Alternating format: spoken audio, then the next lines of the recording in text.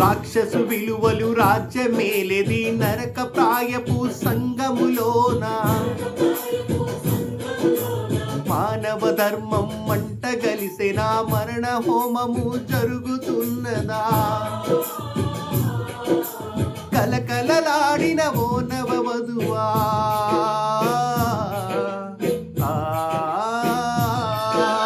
కలకలలాడిన ఓ నవవధువా కోకిల మేధం సాగుతున్నదా జీవన రాగం అర్థనాదమాయే కర్మభూమిలో పూసిన ఓ పువ్వా